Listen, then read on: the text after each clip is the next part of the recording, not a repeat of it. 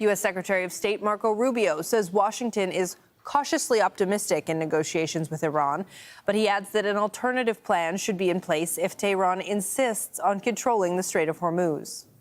We all would love to see an agreement with Iran in which the straits are open and they abandon their nuclear ambitions and so forth, their nuclear weapons ambitions. That's what we would all hope for, and that's what we're going to continue to work on, and that's what work is ongoing even as I speak to you now in that regard. But we also have to have a plan B, and plan B is, what if Iran refuses to open the straits? What if Iran decides we refuse to open the straits, we're going to own the straits, and we're going to charge tolls for it? Okay, at that point, something has to be done about it. Al Jazeera's Osama bin Javaid has covered Pakistani mediation efforts extensively, and he joins me now live in studio. Osama, both sides are saying slow progress is being made, but progress nonetheless. They've said that before. So what is your understanding about where these negotiations are actually at right now? Well, I think there is more impetus in the cautious optimism that we're hearing from all sides. You're hearing from the Americans, some murmurs from the Iranians, and the Pakistanis. For the second time in about 5 weeks, you've got the Pakistani military chief on his way to Tehran. That is an indication that things are going forward. You also have the Iranians appointing the spokesman for the negotiation team. You're also seeing them easing the passage of ships through the Strait of Hormuz. You're seeing the Americans more and more easing up on their rhetoric about the progress that they've been able to make in the last week or so. But as you said, we've been here before.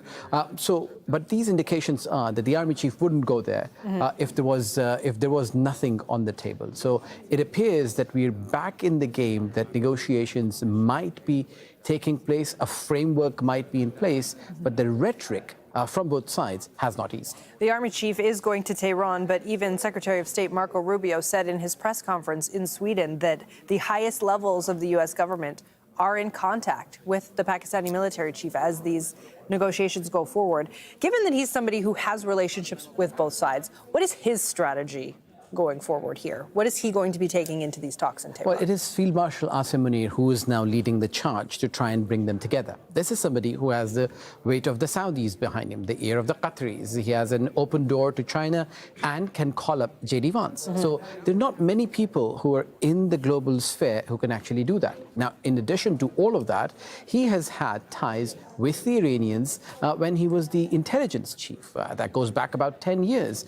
And then he has also been able to do a multi-pronged strategy. The way they have worked is that they've got everybody on board, and they've been speaking to the clergy, they've been speaking to the foreign ministry, they went to the presidency, and they've been speaking to both the IRGC and the military. So it appears that the strategy is get everybody on board, do it in person, that nobody else has been able to do, bridge the gaps, because as we've been speaking to various sources in various parts of the Pakistani government machine, they've been telling us that this is essentially a sea of mistrust that they have to build bridges on, and that remains key.